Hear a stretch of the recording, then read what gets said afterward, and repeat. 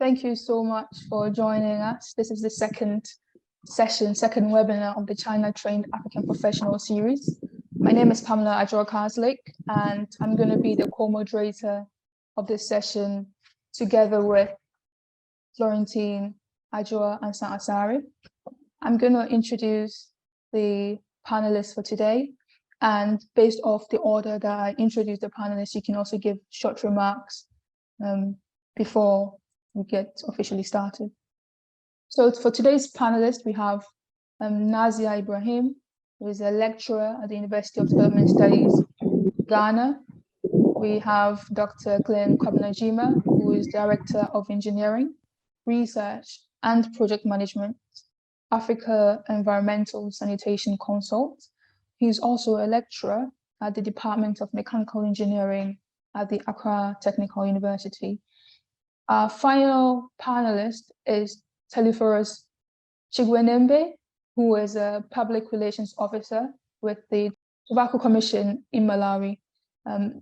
He will be joining us later on as we continue. So I'll give the floor to the panelists in the order from Nazia, and then we go on to Dr. Glenn Jima. He might give a short remark before we get into the conversation.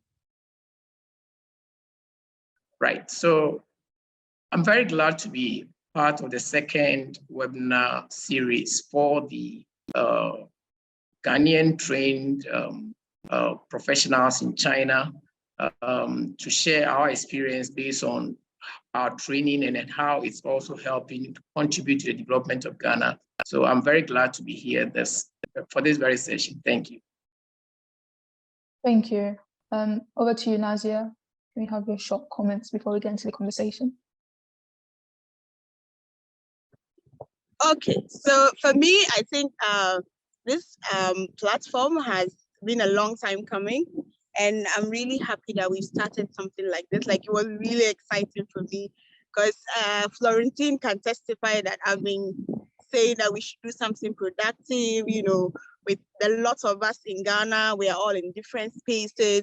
We're all contributing to national African development issues. So I thought it was, you know, it's very important that we have a platform where we can share, probably even contribute, you know, have conferences and then all of these things. So it was really exciting for me that I was approached if I wanted to be a panelist on this nice platform. That some extent, the China-Ghana relationship is not very well understood or maybe misunderstood.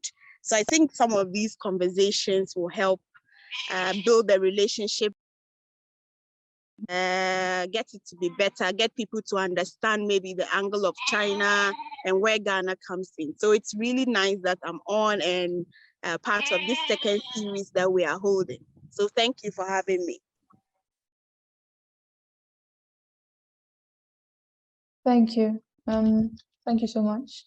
So we're going to get into this conversation. I will let my co-moderator Florentine take the lead, and then I'll come in. So all right. Sorry. Thank you so much, Pamela. That was great. It's great to have Dr. Jima and Nazia on the call, and we hope that our interaction today would really bring a lot of knowledge acquisition to the people who are online. And I want to actually acknowledge all those who are joining this webinar today. Well, I'd like to start with Nazia to let us know how the China experience began. How did it look like for you? So for me, I studied integrated community development in the University for Development Studies, where I'm currently lecturing. So for me, even I'll start with maybe self-discovery and then starting a career in the first place. So I got the opportunity to enroll for this leadership program, Moremi Initiative for Women's Leadership in Africa, right? So we had this coaching, mentoring, and all of that. So right after I finished my bachelor's, my mom asked me what I wanted to do after that. Like, okay, you're done with national service, or what are your plans? And so at the program, I realized that there were so many young women, you know, at age 23, 24, some of them had already started their own NGOs, you know, doing a lot of wonderful things, not only in their countries, but across the African continent. So I was like, okay, like, why am I not doing the same thing? I think I was challenged. So right after the national service, I told my mom that I wanted to continue with my master's. And she was like, okay, so you take it from there. So I applied initially, you know, typical Ghanaians, I wanted to go to the UK. So I applied, you know, the admission letters came, but then I was looking for a scholarship. That was the thing. So I applied, the admission letters came, I went to get fund, but I didn't get fund, I was a bit late or something. So I couldn't get a scholarship from them. So a colleague of mine was like, it's not only UK that you can get a scholarship to, so why not try China or somewhere else? So I said, okay. Then he recommended the scholarship secretariat. So I said, okay, let me try the scholarship secretariat and see. So, okay, let me be sincere.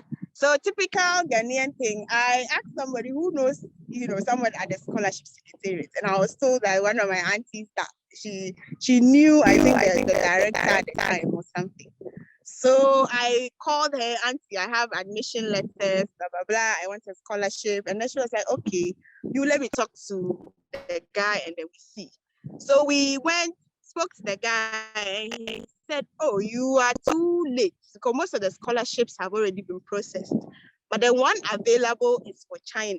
So if you want to go, you know, you can go if you want. Well, I talked about it. Everybody was like, China, why would you want to go to China? You know, people were like, why are you going to China? Why are you going to China? I was like, I want to go. I didn't even care. So he said I should bring my transcripts and, you know, blah, blah, blah. So I took the transcript to him. But fortunately for me, I think I also did well. So he was like, oh, okay, you've done well. So it's easier to facilitate the thing for you because you qualify. So that is just how I started. I went and wrote my proposal. They got me into Central China Normal University. And then, yes, that is how I went to China. So that is my starting China story. Wow, that's really powerful story. And I'm sure that Dr. Jima also relates. Dr. Jima, what was your story? How was your experience? And what's your China story? Right. In fact, when I finished my HND at Accra Poly then, now Accra Tenka University, I was allowed to do my service with them. So after the service, I was also picked on as a laboratory technician. So in the course of maybe working with them as the laboratory technician, I had that desire to pursue higher education. So I tried a lot of other countries, so many schools, seeking for admission to do my master's with the HND directly. It wasn't coming forth as expected. I managed to, through one of my uncles, to get a scholarship at MIT, but in the course of processing it, something happened and I decided not to go. So I then decided, okay, let's see what happens. So one day, a colleague went for China Education Fair in Accra. And so he returned with a couple of brochures here and there. And then he is quite advanced in age, even though his lecturer is quite advanced in age. So he felt, I will be the best person to try any of these opportunities. So he just dropped them on my table and said, you could try China 2 and see. So I then said, okay, China. So I started reading through the brochures, the history of China, a whole lot of things he left with me. So suddenly I had interest in trying China. So I left my office then and went into a cafe. I wasn't having internet in my office. So to search for universities in China. And fortunately, I got South China University of Technology. So I sent in an application, or just an email telling them what I'm having and to find out whether it qualifies for Masters in Engineering. And fortunately, they wrote back to me that's requesting copies of my transcripts and any educational certificate that I have, so that their academic appointment committee will look into it and then determine whether I qualify. So I think after a week, they wrote back to me that my qualification is enough to be given masters in mechanical engineering. And so that is how it all happened. Thank you. Wow, that's an interesting story. Someone went looking for a scholarship, another person got some flyers from a fair. That's very wonderful. We have been joined by Teleforest Chigwenembe, and it's really nice to have him. Teleforest, we can see that you are en route. So would you want to just give us a short remark and maybe tell us how your China story began, how you got yourself into China? Yeah, thank you, Florentine. I was saying apologies for joining you late. And once again, apologies because I am traveling right now and the network challenges the network may not be stable. Yeah, glad to see you guys. Glad to see you too. And because yeah, and it's getting dark in Malawi right now, so well, you may not be able to see me clearly. But very briefly, my journey started in 2008. Then I was a practicing journalist. I was with a radio station in Malawi. That looks like a nice story that is coming. Yeah. But we hope that we can get him back when he gets back. So probably, let me ask, what informed the decision to study in China for Nazia, for Dr. Glenn? What informed your decision to study in China? So for me, like I said, I wanted to do my master's first and foremost from the inspiration that I got. So there wasn't really a concrete decision to study in China. Let me put it that way. For me, I think it was just an opportunity that came, and then I took it. That's how I did it. Yeah. So it wasn't like I planned. I planned to go to China. No. I was just looking for opportunity to study for my master's, and I knew I wanted a scholarship for it. So that was the agenda. So where the scholarship was where I was going. Yeah, from your earlier story, I realized that China wasn't the place that you actually wanted to go from the beginning. You had applied to No. So would you say that the scholarship was an addition to going to China? Let's assume you got that.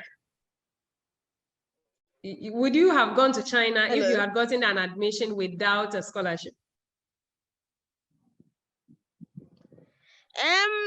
Maybe I would still have gone, because even with the China thing, like I said, it's the scholarship secretariat that did the application. Of course, I wrote, the proposal and then all of the other things that they needed, but you submit it to them and then they take it from there. So they give you the chance to enroll in a university yourself.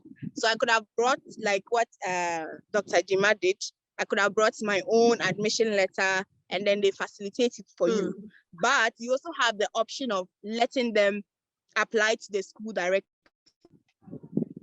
So you were saying that the scholarship secretariat had the option to do the application on your behalf, is that it? Yes. So you have the option as an applicant. You have two options. It's either you apply to the country directly, pick a school that you want, and then come to them with the admission letter. Or you let them pick a school for you. But if you let them pick a school for you, usually the disclaimer is that you shouldn't come complaining later on that you didn't want the school. That's why they give you the option to do it.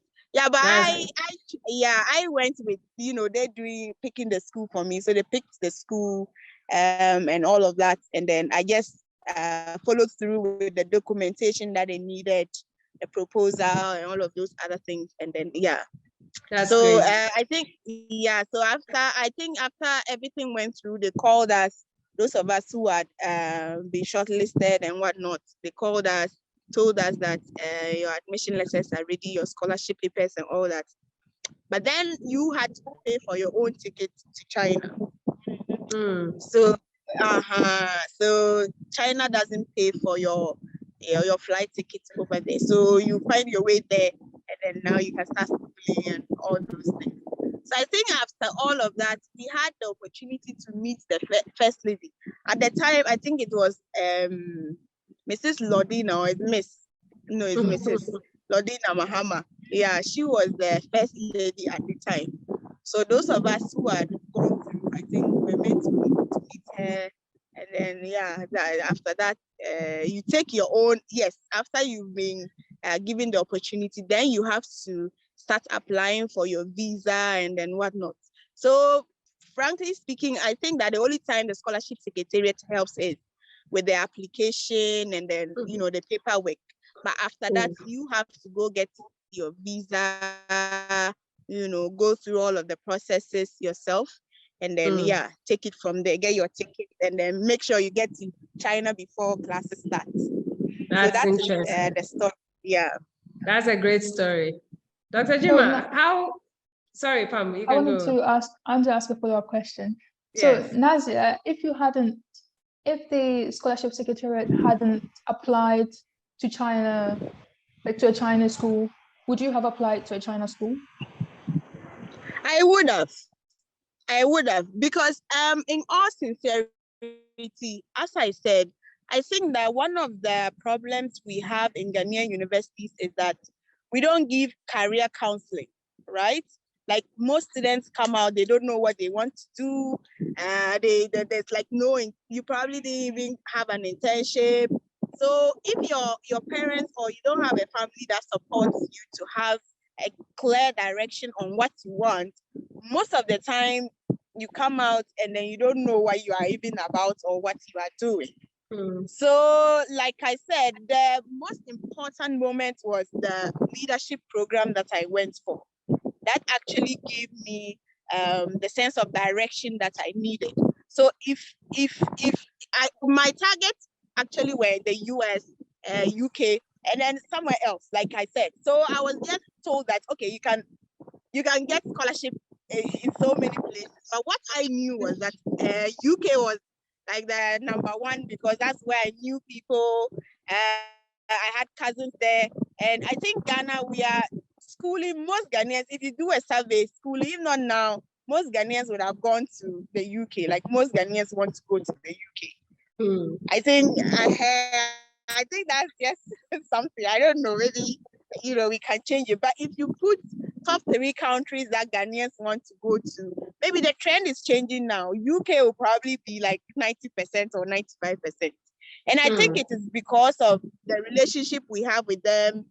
It is not because the UK maybe is necessarily better than China, but I think that is where our mind or the head space is. So the tendency that you want to apply to schools in the UK is very high. So I think maybe, that could be a reason. But when I had, like I told you, a lot of my friends were like, why are you going to China? People are like, why China? Why China? But I didn't mind them. Like I didn't care. I'm like, yeah, I want to go. Like, that's not your problem. But most people will go to the UK. Most people I know will go to the UK. So maybe, I don't know if it applies to most Ghanaians or something, but most people, the first country that comes to their mind most times is the UK. That's really interesting. Yeah. Dr. Jima, how was your story in terms of how was your integration into China? Would you choose China? And also, when you got into China, how was it fitting into China, into the education system, the cultural aspect? How did it look like? Thank you. Personally, I think I had a different, let me say, factor that drove me to China. Because I did not go on a scholarship. After working with Accra Technical University, then Accra Poly, for 2.5 years, I realized I needed to progress on my educational career. So I was bent on any university that I would get admission, whether on a scholarship or not. So in my case, it wasn't a scholarship. they offered me admission with the hope that on arrival, I'm going to pay. Yes, I took it. And I wasn't scared of maybe how I'm going to make it, because I don't know what happened to me, but I had some kind of confidence in me that I needed to move. There were a bit of constraints here and there that were trying to let me see it in a different perspective, and probably had a change of mind. But with all their efforts, I still was bent on moving. So I left. With one thing in mind, that I'm going to study. So upon arriving in China, realizing that the form of instruction, or the language that they are going to use to instruct me in my studies, is in Mandarin, which I have no idea what this language is about. So I had already psyched my mind that I have to go through a very drastic change should I want to stay there. So when I arrived there, I remember my first night, I used the chopsticks. My first night to eat the noodles, the ones in the soup one. Oh. And I was like, yes, I will, because I'm now in, so I must start it early so that I'll get used to it as quickly as possible. So even though of the cultural shock, a lot of things that I found myself in there realized far different from what I used to know. However, my mind at that moment was still telling me it's a new environment, and I've made up my mind that I'm in for good, and I'm here to do whatever I intend to do here. So my entry into China, I realized there was nothing that could stop me, not even finance. It wasn't enough to stop me, even though I wasn't having so much that I may say that I have enough, so I'm going and then I'll be fine. That was not my case. However, it wasn't also by scholarship, but I was so much determined that I needed to move, and I moved. So upon arriving there, to the challenges over there, because of the determination that I had in mind, I was able to quickly adjust to cope with the challenges of the language barrier, the challenges of even people, their interaction, and a whole lot of things were very different from what I used to know. But by psyching my mind up, I was able to cope up with it, and then was able to live through. So that was how I left, and was able to manage to get myself settled within the Chinese environment. Would you mind telling us a little bit more about how you were able to overcome the language barrier, and then how you were able to finance your studies in China? Right. Okay, thank you. Starting from the finance, upon arrival, I was made to understand that I'll do 1 year Chinese. And with the 1 year Chinese, the fee at that moment wasn't that much. So that was about $1,000 to be precise. And so I said, okay, that one is manageable. So with the $1,000, with the help of family members, we were able to raise it up, and then we paid. Getting an accommodation, because I arrived late. The school didn't allow me to leave as at the time I wanted to leave.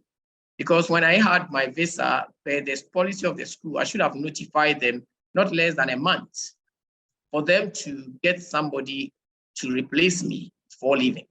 So since I informed them a bit later than the time that I needed to depart, I was forced to stay on for a while, let them get me other mission for me to train them to take up my responsibility for it, because we were then in an academic year, and I can't just abandon my activity without somebody stepping in to continue. So that delayed me a bit. So I arrived whilst when the school had already started, the academic year over there had already started. And that supposes that I have no chance in getting an accommodation in the international school hostel. So I needed to find an accommodation outside. So fortunately on my side, I met another student who also came late from Cameroon. So we both decided to rent an apartment and share. So that is how I got integrated in terms of getting my accommodation and then my fees being paid. But with the language issue, I'm the type that I consider myself very, very, let me say, poor in speaking. Even my local dialect, I hardly could speak very well. People hear me talking and they wonder, are you this kind of person, or you are from this home, or you are, because I'm the type of, I keep quiet I can keep quiet for long without talking. And so when I'm begin to talk I find it difficult to talk as I want. So I was the type that was like, this is not going to be easy for me. But whichever way, God helped me that, in fact, our first semester over there in the language, I was adjudged one of the best students and was given even a certificate for that. Wow. Chinese language. And then the second semester in terms of the character writing, I was given even an award on that as the best character writer, which I even went on the competition on it, and then I won the third prize for the Chinese character writing. So for me, it's so happened quite to me. I would see it as very, like, it was a miracle. I have no idea. I can't explain, because even now, when you ask me, how are you to learn the Chinese language?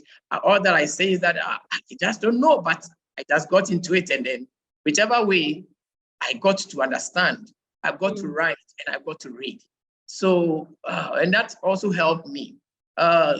Just to add up a little bit, in fact, because of that, when I was starting my main program, that is Master's in Mechanical Engineering, my professor requested that I attach myself to a PhD student who was then about graduating, and for me to learn something. But because I could communicate a bit, I was able to work with that lady, and the work she did too came out very outstanding.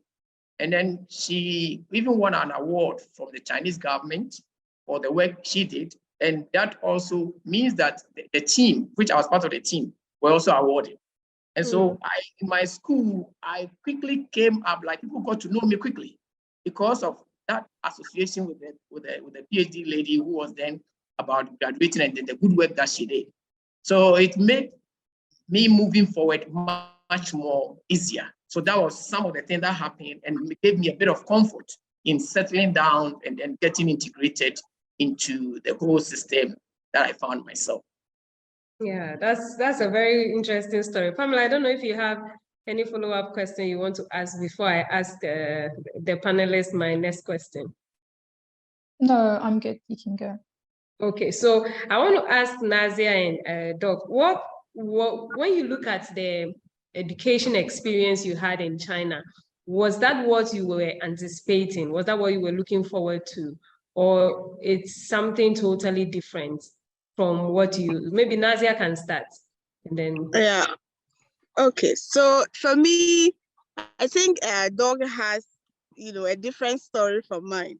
So initially, I got an admission letter to study communication because I wanted to be a journalist initially, right?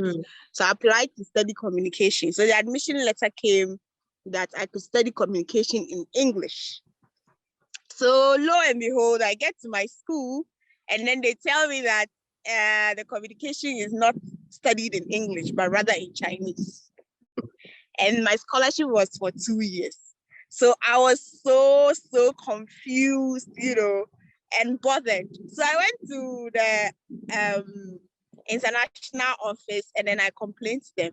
So they were like, it's a big complication. It's either you write to the embassy, and then now they have to go through a whole lot of stress, and you will be stressed as well, or I change the course to a course that I can study in English and also for 2 years. And the only course that was running at the time was international relations, So I said, well, communication, international relations, all social sciences. But I did create a mistake happened. So I'll anybody who is going to scholarship secretariat, I will recommend that you go and find your own university, get an admission letter, and then come. So I think the mistake happened somewhere. I don't know. So I had to change my course to international relations. So after that, it was also smooth sailing for me. So for me, I didn't have a problem with the food because I'm somebody, I think maybe I'm a bit open-minded. So I tried, so when I see something, I try. So I didn't really have a problem with the food because I think Chinese cook well. They have nice spices and then stuff like that. So a lot of people, were complaining and then blah, blah. Somebody even made fun of me that maybe my great-great-grandfather was Chinese or something, but I didn't mind it because everybody was complaining, chewing huajiao and then all of these things that for me, fast.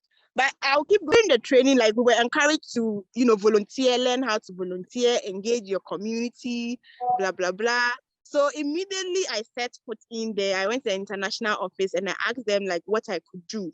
If they need someone to do ABCD for them, they can get in touch with me. And then also, fortunately, SEDEM, right? SEDEM was also in the international office. Right. Yeah. So, so I think it also became easier because we had a country mate there. So I just said, if there's anything they need me to do to help with, like they can bring me on board. So that is how it started. And then I started looking for a job as well. So I found a teaching job, which we are not supposed to do, but I did. So I was schooling and then getting some small coins on the side. So for me, that is, how it is. So fast forward after the master's, and also because of the volunteering that I was doing, I think that Chen Laoshe, the opportunity to apply for a PhD also came up. So we were, the usual thing, we're singing, going to the Chinese communities to engage them, and then all of those things. So I applied for the PhD because, and they said them, and well, the whole office, they are supposed to recommend. So I think, they did all of that. And then that also came back positive. So for me, going to China, I think it has, it has been a huge blessing because I didn't even plan to go and do a PhD. So I applied, so it also came back as a scholarship, So for me, so it's like master's, all the years I've done my studies, it has been on somebody's bill. So that's interesting to know. So I think I've been, very fortunate. So when I see other people, trying to pay school fees, talking about how hard it is, like I just thank God because mine, I didn't have to worry about money like that. And all the while, I got jobs as well. So I could even move to other countries and then have conferences. So going to China, for me, there's no day that I regret it. No day at all.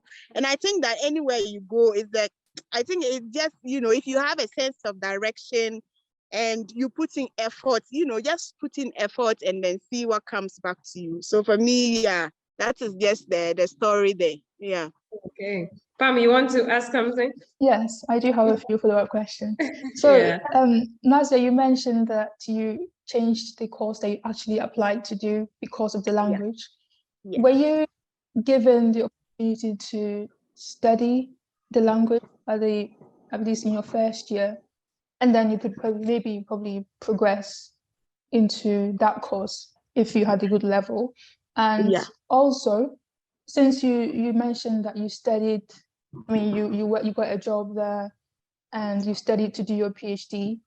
During those years that you were in China, did you just get by in English, or did you finally learn the language to get on with the society and everybody?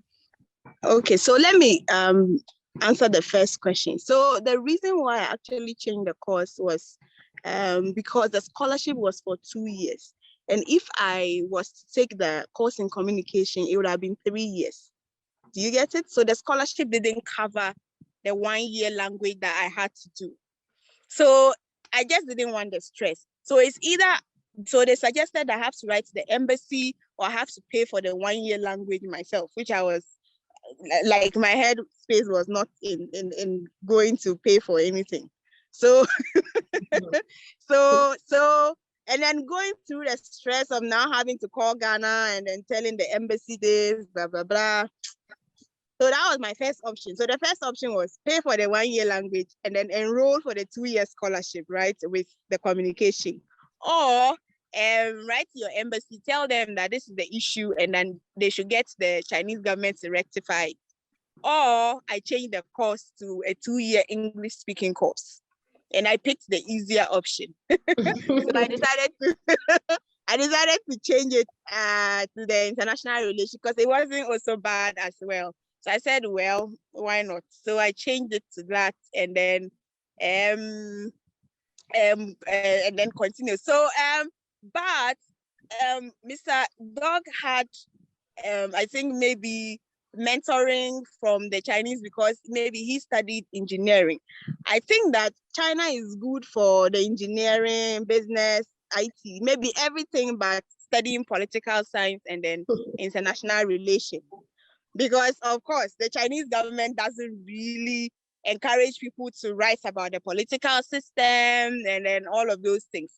So if you are studying something that has to do with politics, usually I think that they are a bit silent on it. So one of the reasons why I had to look to other gender issues on governments are silent on that. So for me, to study the first course are you going to study? Because I will not recommend, studying politics or maybe international, just things that have to do with the state and running the governance system. I think China still has a long way to go when it comes to discussing governance issues freely and then, So I always tell everybody, if you are going for engineering, you are going for ICT, you are going for lab, whatever it is, business, whichever one it is, of course, China is perfect.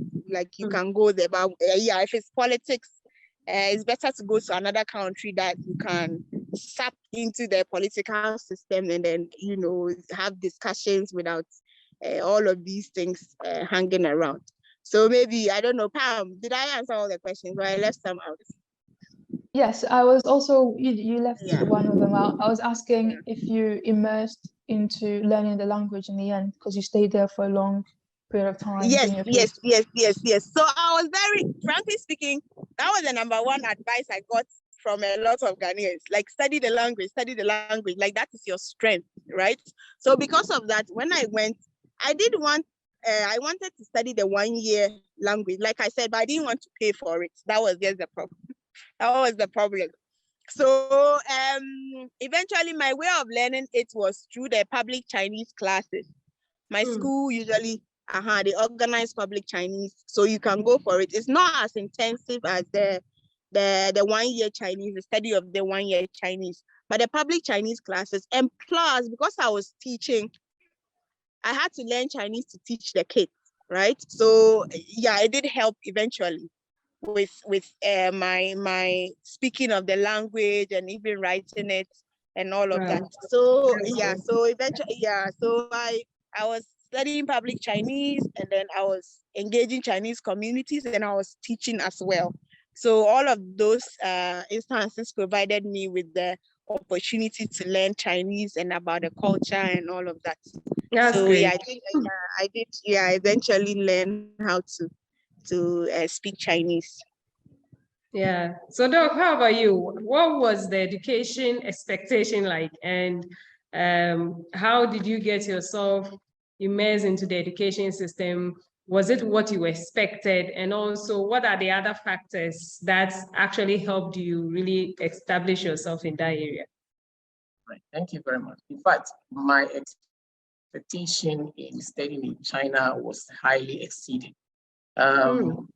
It was highly exceeded, I repeat it. Because, as I said, with the working with the postdoc, the doctoral students and helping her out with her project, and she coming up to be one of the best researcher within that period and was awarded, which I got also awarded. It gave me a big exposure at that moment within my school and then within the community that we were. So just upon enrolling into my main course first semester, and the results were released, the international school called me that my performance, according to them, was an outstanding one. So they are recommending me to the Chinese government. There is a kind of scholarship that students compete for, known as the Distinguished International Student Scholarship of the Chinese government. So they are sending my documents to go and compete. And in case I meet the criteria, I could be selected as one of the 200 students that will be awarded. So I signed on all the documents I needed to do for them to forward it to the secretariat. That was done, and I think it was less than a month. Then results were released. And fortunately for me, I was number 157 out of the 200. Wow. Out of the 200 students, I was number 157, and it came with a certificate for winning the Distinguished International Student Scholarship of the Chinese government. And so that facilitated my master's program.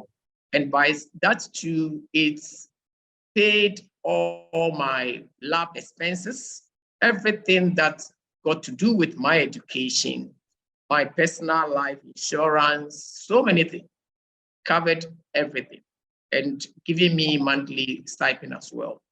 So I just got that kind of comfort in pursuing my education.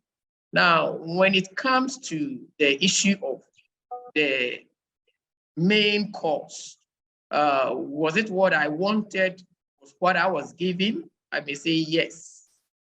Exactly what I wanted was what I was given. But just that the issue of the language of instruction, that was quite of a challenge. But as a student, you need to devise a lot of techniques and methods in trying to get whatever you want to get. So I thought, in my way, I thought of relying on other sources of information with relation to what I was there to do. So I tried getting all the courses that I needed to learn, the titles and then the course contents well spelled out in English for me. And fortunately for me too, the professor assigned to me was a professor who happens to school in Canada. And during his studies over there too, he happens to meet a roommate who was a Ghanaian. And so when he also realized I'm also from Ghana, he took a particular interest in me because according to him, his Ghanaian friend was a very good guy. And he knows Ghanaians are good. So he took a particular interest in everything that I was doing. So by that too, he pushed that all my examinations should be set in English. And then I should answer my questions too in English. And it was accepted by the college. So by that, I attended class with my colleagues in Chinese. But after the class, I would then go online. I used to study a lot with MIT Open Course School. They have almost all the courses that we are being taught over there, the English version in videos, in audios, in PPTs, in PDFs uploaded for free that you can access online. So I go there, get all these materials, read over the night. So most of the time, I spend more time learning than my colleagues because we all go to the class, maybe from class we go to the lab, but from lab they go to sleep. But that is where I start my other week, getting other source of information to try to understand whatever we're taught that day. So that was the method that I adopted. And in fact, it helped me a lot. It enables me to, it got to a time like all the exams we were doing, my marks came out best out of the whole class. We started a class of almost 200 students in a class. And so like my professor became very proud of me because he realized he did not make the wrong choice. Like you made the right in choosing me as a student, because I was trying my best and was coming up to be the best at almost everything that I was doing. So by that, with looking at all these factors, it gave me a lot of confidence in what I was doing.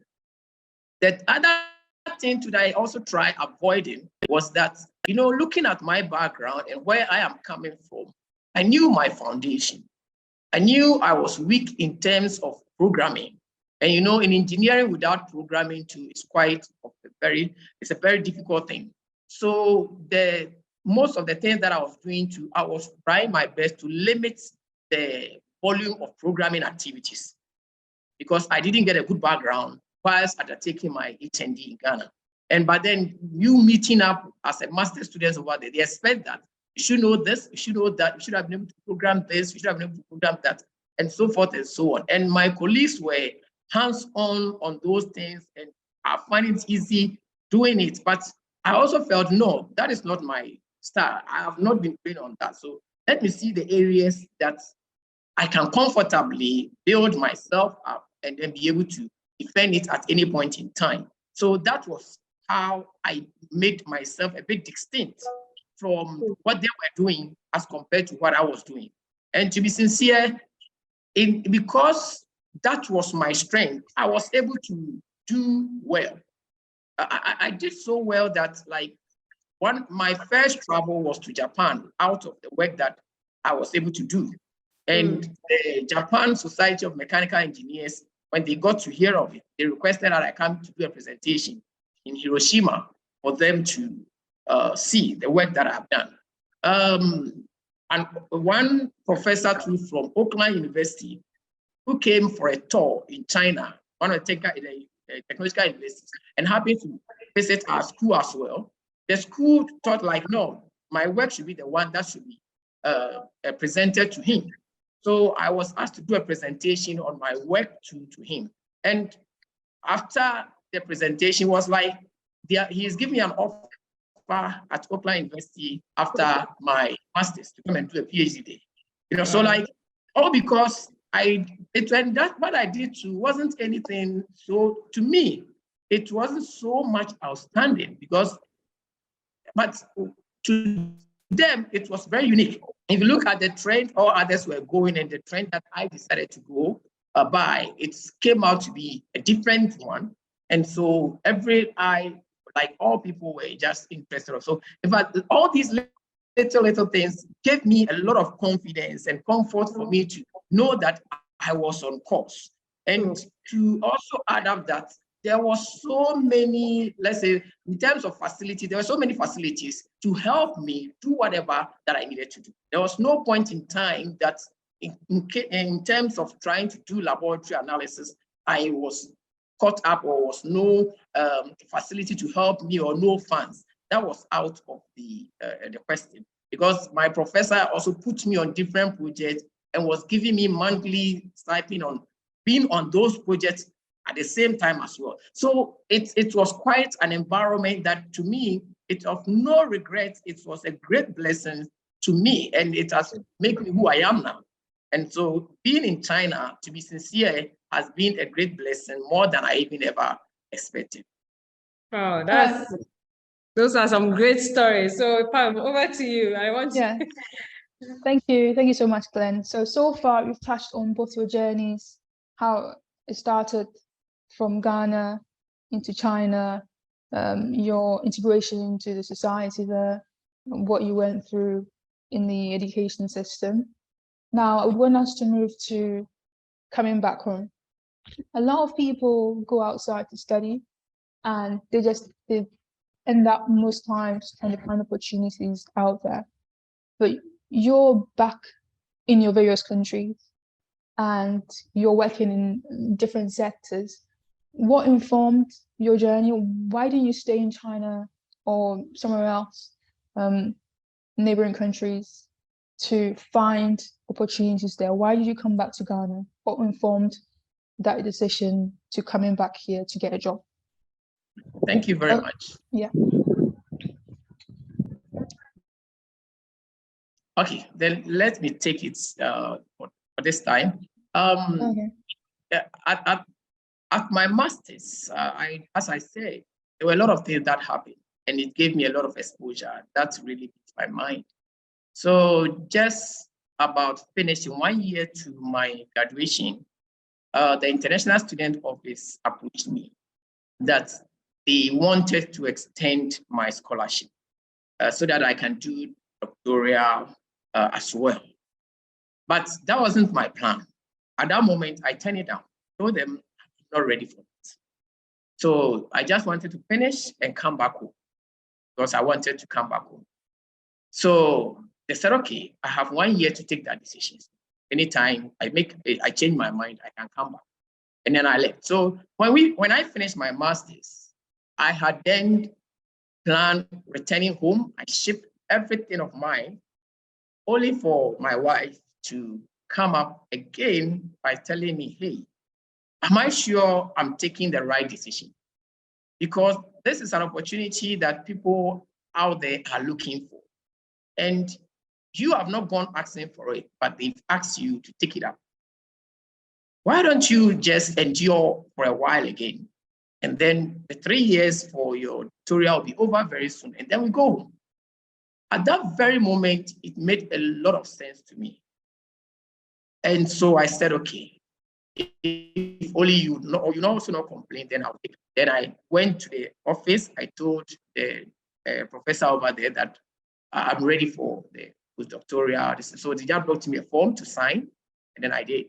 So within 3 weeks, they called me that they've received my certificate as well again. So I come and pick the certificate, and then I continue my education for a doctoral. So fast forward, upon completing the doctoral, my boss, who's my professor, wanted me, in fact, to work with him. So but then there was a law that your student can't work under you. So I needed to work under a different professor or a different unit. And the various unit that he wanted me to go to, the people over there weren't that forthcoming about, who knows, maybe God didn't even want me to be there.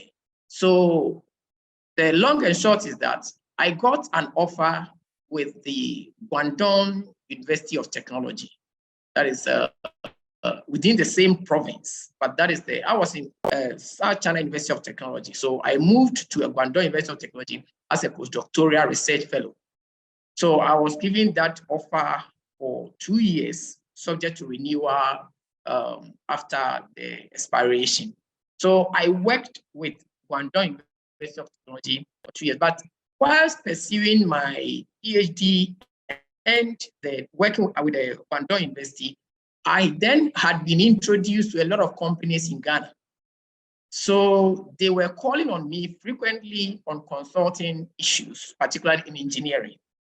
So one of my major consulting work that I had at that moment was the setting up of the Lavender Hill. That is, in Accra, the Jamestown area. It used to be a place where the septic tank coolers, so that goes to our various homes to cool the fecal waste. They go there and then they just discharge them into the sea.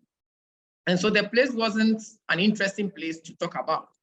But there was a contract that was given to the Just One group of companies to convert that facility into a wastewater treatment facility, the fecal plant. So they heard of me that I'm a Ghanaian, a mechanical engineer, I'm able to do this, do that. So they asked me to join the consulting team. So I accepted that offer and I came down to serve as the lead mechanical engineer in setting up that facility. So I remember my first work in Ghana was to review all the materials that at that moment had been shipped to Ghana by the contractor to give a report whether the materials that were shipped were really within the specification in the contract. Because most of the time, the Chinese people deliver substandard goods without you not knowing when they arrived. So I did a comprehensive review of those materials and the report was issued. And it was a true reflection of what I was able to assess. And so it then there was a bit of a double check on it. At the Ghana Atomic Energy also came to help do some analysis on the same materials. And they realized the report that I wrote was correct because the materials weren't up to the specified ones. Even though the names were same, but in material science, there are a lot of, let me say, issues regarding to knowing or being able to detect the right specs because of the various elements that you can vary. And yet you get the same material, but in terms of durability, quality, and strength, you will be lacking if perhaps the actual quantity were not in place. So those were some of the challenges that we had on that project. And I really enjoyed working on that project. So that was the starting point of me looking back or coming home. So fast forward, I remember my boss, that is Dr. Joseph Siao Japan, invited me to have a conversation. And I really value that time I had with him because he didn't talk much. He was very frank and straightforward with me on the fact that perhaps I think I'm established in China doing something for myself, but I should think about the fact that I would never be a Chinese. And I realized that statement was 100% correct. No matter what I do, because over there, I was the head of tribology manufacturing technology, and I was enjoying my comfort, doing everything that I needed to do. Life was easy. My children were freely being given scholarship to school. Everything was free. So if you aren't careful, you would think you've arrived. But when he told me that whatever I do, I would never be a Chinese, I was like, yes, Dad. I realized that was true. Then also he added one more thing, that he said it in our local dialect, that echo. So I said, that's also true. So he said, I would appreciate you come and let's work together. I said, thank you. That is not a big deal. But by then, I had signed a contract with the Guangdong University of Technology, leading the tribological manufacturing technology. There's no way I can abrogate the contract. So I needed to serve that contract and end. And so that was my response to him. So I went back, and I kept serving on that consulting front with the group until the time that the contract elapsed. So when it elapsed, the director I was working under, the professor called me that they are thinking of renewing my contract. But then I told him, no, I'm planning to go home. And he was like, why? I said, I want to go and help. And he said, but you can still be here and be helping. I said, yes, but I think my commitment is much needed home than here. And he just couldn't believe it. He tried using my children's education as a trump card to convince me, but they are on scholarship. Why am I? They can get pulled through to the university. I won't pay anything. Why am I in a hurry to go? So I said, but I think, so he then said, so which area am I going to work in Ghana? I said, I'm going to work in the environmental sector. And then it struck him, for whatever reason, it struck him. He said, yes, environmental situations are critical. Even in China, we are struggling with it. So if you are going to help in the environment, then I'm for it. So anytime you are willing to go, just let me know. The document will be cleared and then you can leave. So in fact, that was what gave me the call. But what led me coming back was when I met my boss, Dr. Joseph Siao, and the conversation we had, it was very frank and straight. And I realized the two very words he spoke to me about, it has never left me, and I know they were true. There is nowhere my contribution would be worth appreciating more than the own country. Before then, I had had two offers. As I said, there was one offer at the Ford Tribology Center, Oakland. The professor who came to our school, he was the same one in charge of Ford Tribology Center. And what it means is Ford Cars, where they do their research. He was the director for that unit, and it's in Oakland.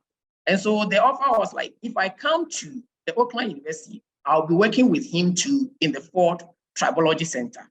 And because I also train as a tribologist, so I know what I'm like, we all understand each other better. And so by then I made up my mind by that time that I was not ready to relocate to any other country. If not to Ghana, then I'll remain in China. Then another offer came from Hamburg Technical University. They wrote to our university that they want best students to work at Hamburg Technical University. And the school nominated me, that they realized I have what it is that I can work with the Hamburg Technical University on a project. But then that one too, because of the language barrier, because I have to go and learn German. And I said, no, this is the list of the options that I will consider. So in fact, that was the situation I found myself whilst there. And so making a decision to come was another last thing that triggered it was that as I was working there, you know, in China, there are so many opportunities for grant application. It so happened as part of the our college, our institute, at the beginning of every year, we are expected to put in an application for grants for your own personal research or whatever. So our school, almost all of us, all the heads, all professors, all of us, you have to put in a grant. So we submitted our applications, and what happened was that only 3 people within our institution were awarded the grant that year. And I was fortunate to be among the 3, 2 professors and myself. And they were like, the whole school were like, no, they just can't understand this. This guy is not a Chinese. Why must he win this grant? So the director for the grants decided to just discard my document. And unfortunately for him, where he kept it, a colleague that I was working with in the office went there to search for some things and chanced on it. So he called me immediately that, am I aware that I was given this grant? And I said, no.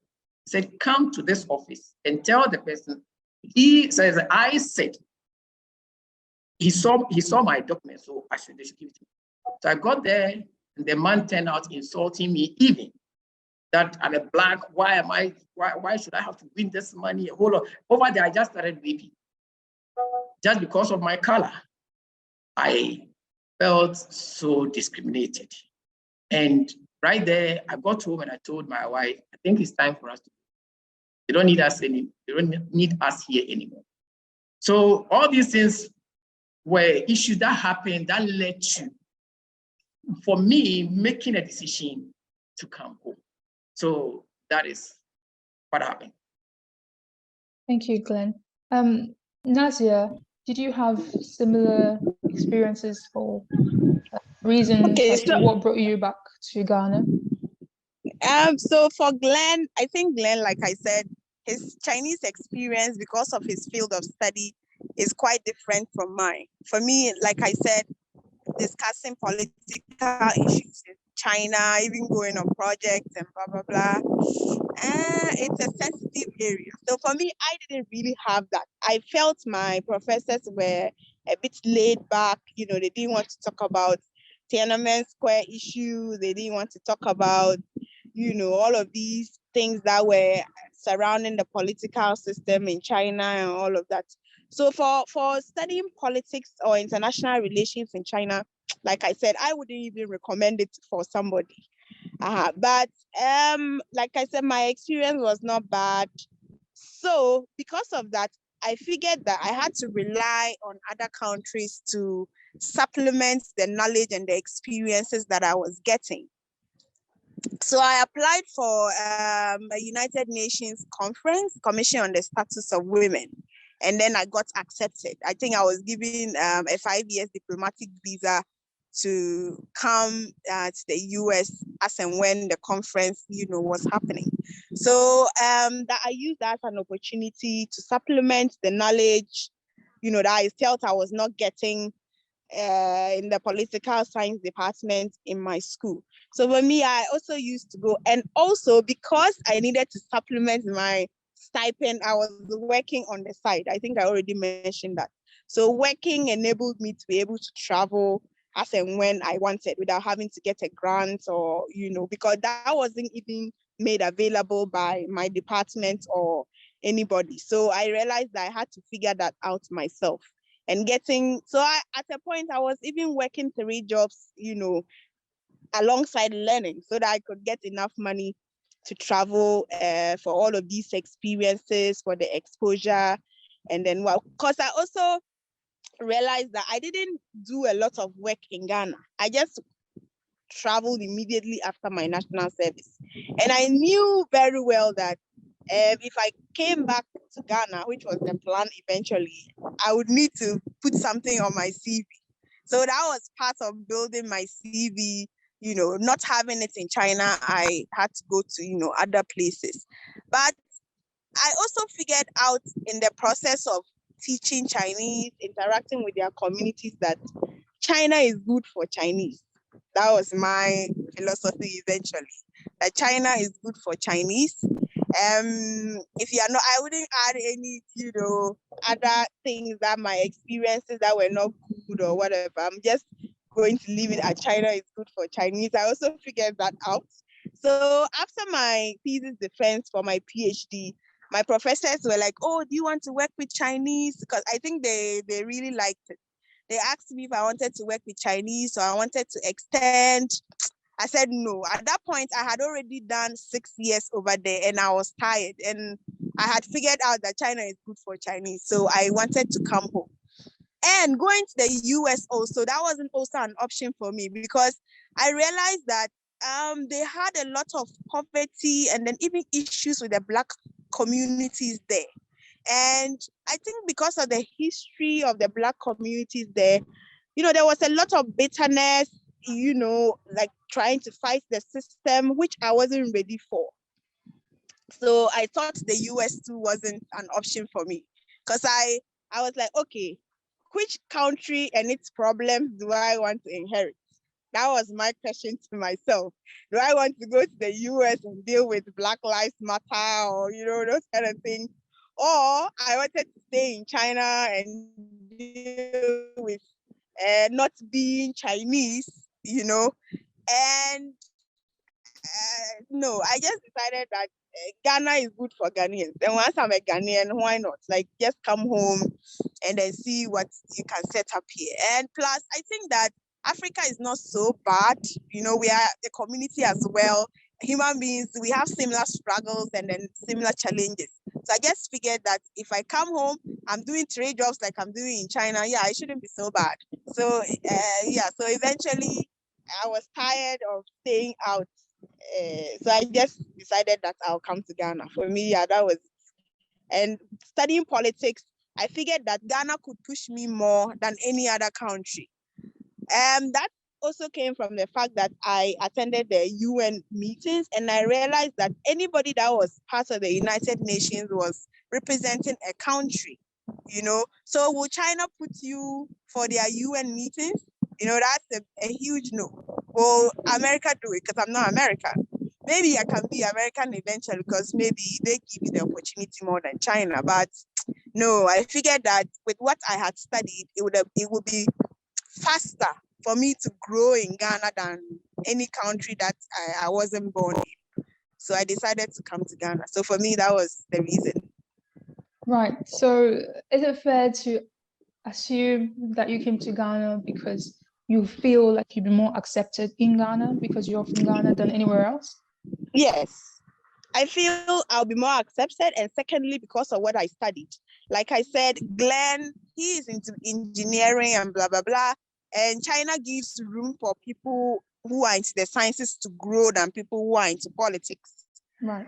So coming back to Ghana and having studied something that had to do with politics, it is Ghana that will be more accepted. And like I said, let's not hide it. Like, there's racism, there's all these problems. So like I said, for me, I had to sit myself down which country and its problems do I want to inherit? And eventually, which one will I benefit from the most? And it was Ghana for me. So I decided that why not come back to my country, try and see, how we can all contribute to growing the country. And then, once I thought about that, and then I never looked back, with all of the things, because I could have, like I said, I could have stayed in the US. You could even work without visa, or I could have accepted my professor saying that, do you want to work with Chinese or you want to extend? But no, I said no to all of that, and then I chose Ghana. Yeah, Okay. so I'm still here. And I don't think I'll leave anyway. Okay, thank you.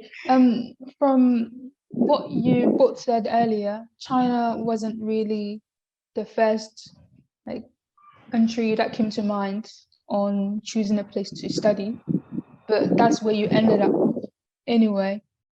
Would you say, if you look at the perception of Chinese education then and now, do you see a difference in how people perceive being educated in China?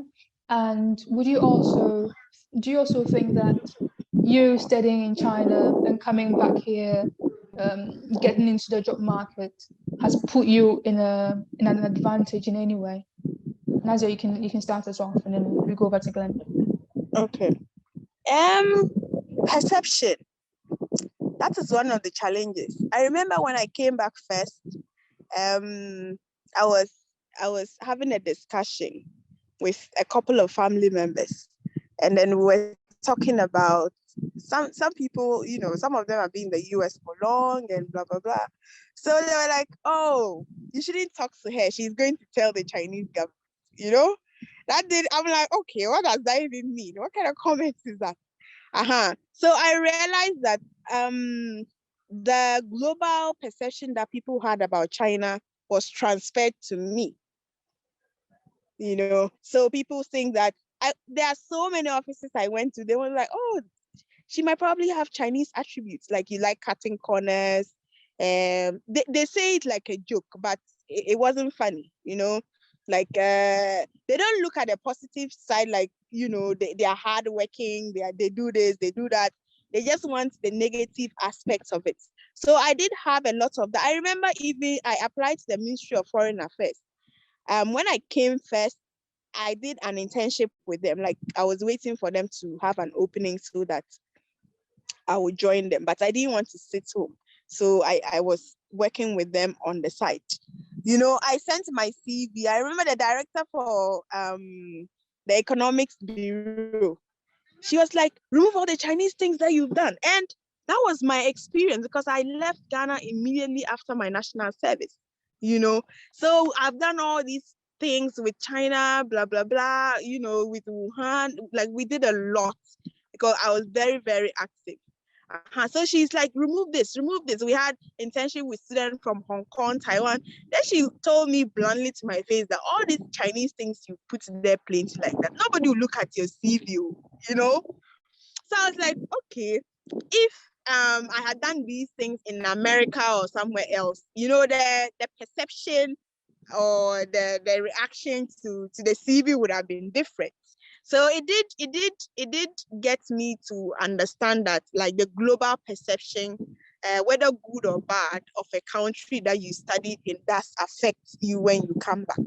So it was that way until, so I started moving slowly in Ghana, doing the internship. So gradually, I was diffusing the CV with the experiences that I was getting in Ghana.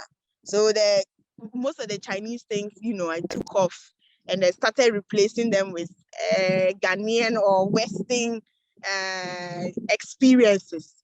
So that seems to sit well with most Ghanaians than having a lot of Chinese things on your CV. So it was a bit tough, penetrating in the job market, especially those who have never been to China, and then their only opinion about them is what is on the media, right? So if you meet such a person who is going to vet your CV, the person does not take you seriously.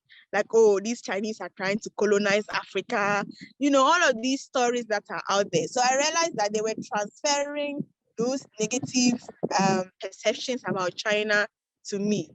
But I still took it cool anyway, because I wanted to stay in Ghana and I knew why I had come back. So, so fast forward, this is my 3rd year in Ghana. I've been lecturing with the university for 2 years now, going 3 years. Like I said, it's been good, and the support that I wanted from Ghana, I think I'm getting it. I'm not very mad at the progress that I'm making, because I even wanted to start a business as well. So progress has been good, and I would say I haven't regretted my decision coming back. No, not at all. So everything is still going on well as I wanted it. So like I said, my area of study, even going for maybe exchange programs and all of these things, if you are not from a certain country, some of these things, they are on state representative basis. So if you are not from one country or the other, it's difficult for you to be able to penetrate and get in. But once I made the decision to come back to Ghana, with knowing very well my background, my educational background, and where I'll get more support, I think it is going on well so far. So I don't regret it. So I'll leave it here. Yeah. Do you not think that the perception is shifting a little bit even? Do you think it's still the same from when you got admission to now? Do you think it's still the same perception people have of receiving Chinese education? I don't think that there's been a shift in any way. I think there's been a shift, because I've had a lot of people coming to me, that we want to go to China and study, and then we need, guidance. Where should I apply? Blah, blah, blah. And all of those things. So I think it is changing. And then also on some level, and a very high level anyway, most of the Chinese trained professionals are doing well, So we are helping to change the perception. And we all know, those of us who have been to China, we know that some of the things that are out there just propaganda.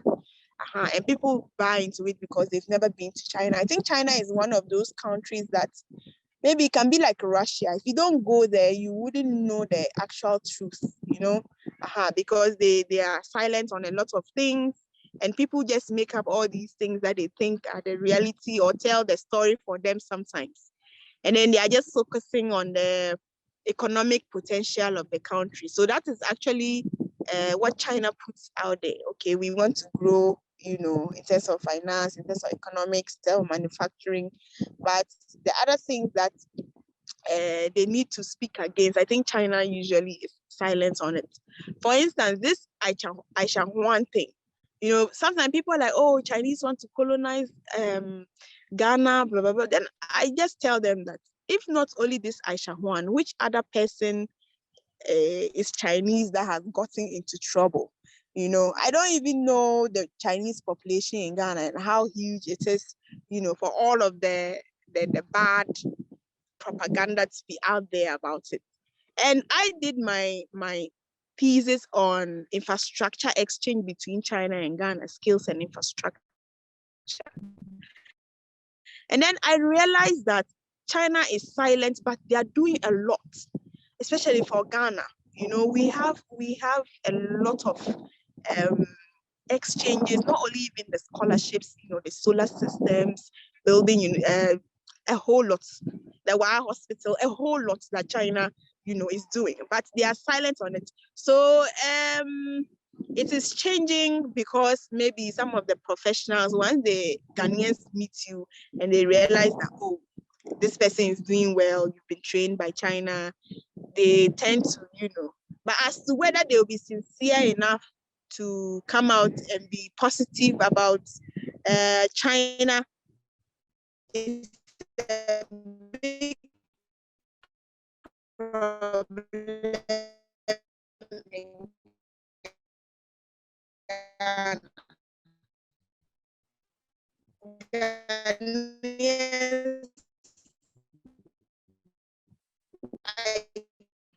keep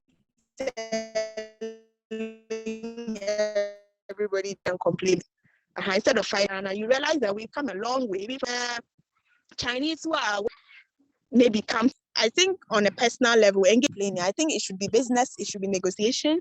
So whether your support or your partnership is coming from China or wherever, it should be business. Because what I also realized is that even America that complains a lot is in bed with China. Like there are lots of, so I don't know why Ghanaians are refusing to see that, and then we are just being so, I don't know, not very balanced with the relationship. If it's business, it's business. You should interact with countries based on your own agenda, what you need, and not just sit.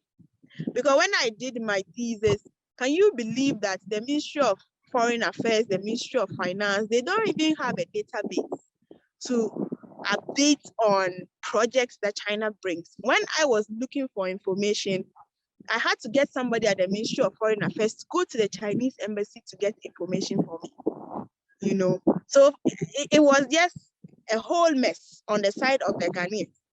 So now, meanwhile, China, even when they gave us 2 bags of rice or something, they record it. You see, but later on, I think we'll come complaining and nagging that, they are the ones doing A, B, C, D. Meanwhile, we seem to not be pulling our weight sometimes. So I think the perception is changing or not, because in Ghana, we just put the negativity about China out there. So every time you hear China, more times is negativity, more times. So a lot of people just hate China without even understanding what China is, or, let me say who I'm giving it a human face, without understanding who China is or what China is. So I think that your platform, we can help to put business, it should be negotiation. Like the next should be that, how do we benefit from the relationship? Because that is what every country is doing. So, and I think that we, those who were trained there, we have a huge responsibility to be able to push for Ghana to benefit from the relationship. Like it or not, China is a powerhouse, or is going to be a bigger powerhouse globally, like it or not. That is a fact, You don't know tomorrow, but yes, that is a huge fact. So how do Ghana position itself to be able to benefit from the relationship? So yeah, I don't know if I've answered all the questions again. I was talking too much. Yeah, so I'll drop it here.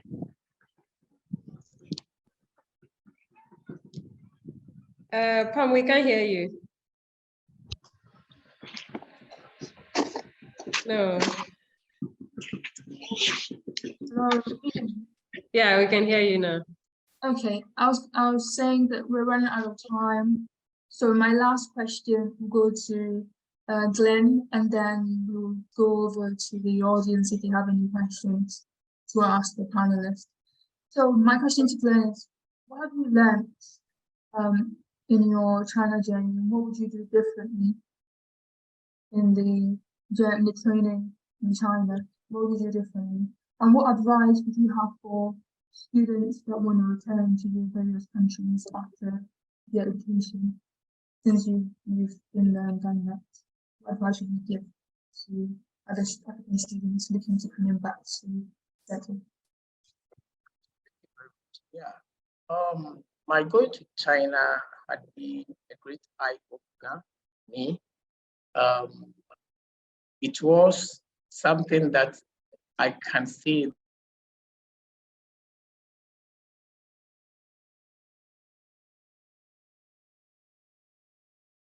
I think there's a problem with Glenn's network. We just wait for the internet to be able very well. Glenn, your network is a bit bad.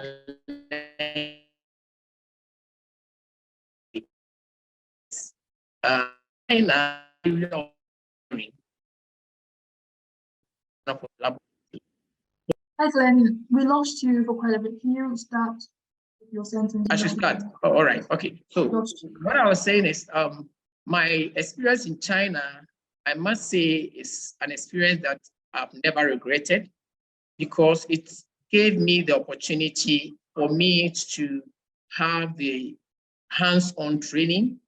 Over there are a lot of opportunities for us, particularly in the field of science, to experience laboratory practice, to have field visits whilst in school, and then be able to have the opportunity to use different kinds of softwares in different kinds of activities. So it's really a time that I personally can confidently say that it's not a waste of time. It was a great opportunity that has bettered me as I speak now. So to people who want to study in China, one thing that I have always been telling people is, you don't build on something that you don't have a foundation. As I said, when I was deciding on my major over there were a lot of opportunities. There were a lot of other interesting and fantastic areas to explore. But I realized what I was having, or the foundation that I was having at that moment, weren't enough to support most of them. So I focus on the very thing that I think I have a foundation to support it. So if you are, let's say, a student living in Ghana and studying in China, what I used to tell them is, please don't go following after the, let's say, the so-called nice technology, studying in nice fields, that when you are given your certificate, you can't even defend your certificate. Because I know a couple of friends, they studied nice programs, but just upon graduation, if you ask them to defend their certificate, they find it difficult even knowing what they had learned over the period. And all because probably he said he's going to learn aeronautic, let's say, science.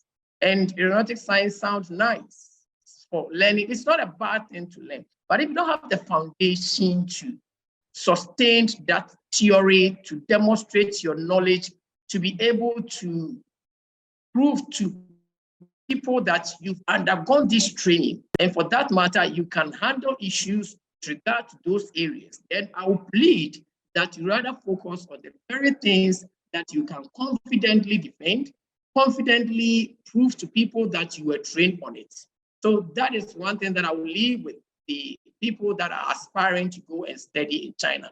Because in China, we have a whole lot of things over there, but make sure you get your hands on the things that you can make something out of it, and then you can work with all the time that you are supposed to work. Thank you. Thank you, Glenn. And with that, we'll go over if there are any questions in the audience. Then we'll take those questions. So wait for a few minutes to see if anyone asks a question. If not, end this webinar. So general questions.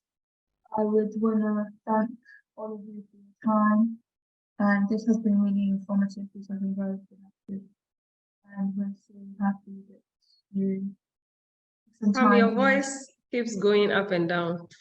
Okay, is it stable now? Yeah, it's better now. Okay, I'm just saying that I'm excited that we were joined by these professionals to share the experience, and this has been very informative for me, and I'm sure for everybody that joined.